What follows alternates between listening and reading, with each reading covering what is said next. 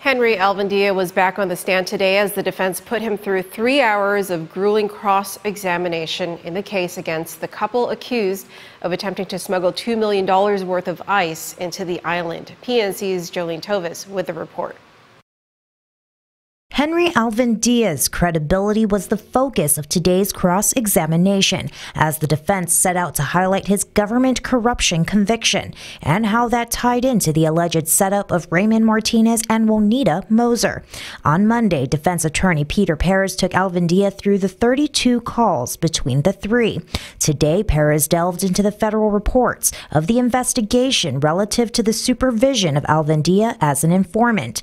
As you may recall, the defense is arguing entrapment and that Alvendia set out to, quote, create a crime rather than deter one, end quote, stating that Alvendia's communications with Martinez and Moser were under, quote, false pretenses, and that he was doing as directed by the government in the alleged scheme. Perez questioned Alvendia in regards to meetings he had with federal agents in which arrangements were made to contact the defendants and set up recorded meetings and phone calls with them prior to leaving for California. In an effort to establish that contact with the couple was directed by the government, Perez then moved on to the events in California leading up to the traffic stop in Torrance County. On the stand, Alvendia testified that he left Guam with 3 federal agents to support the undercover operation.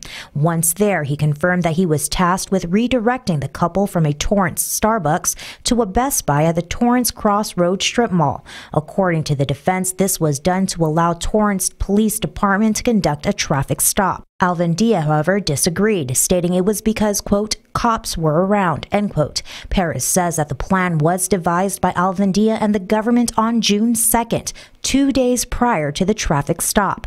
Building on the false pretenses and redirecting towards Alvendia's credibility, Perez revisited the indictment filed against Alvendia, questioning him about the leave he took from work as a customs and quarantine agent, asking him why he never told his employer about the indictment against him or that he was working with federal law enforcement agents. According to Alvendia, that information was not disclosed because the indictment was sealed.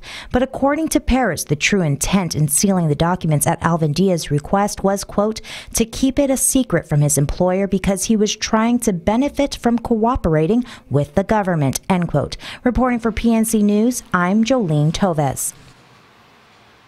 And trial will resume tomorrow at 8:30 in the morning.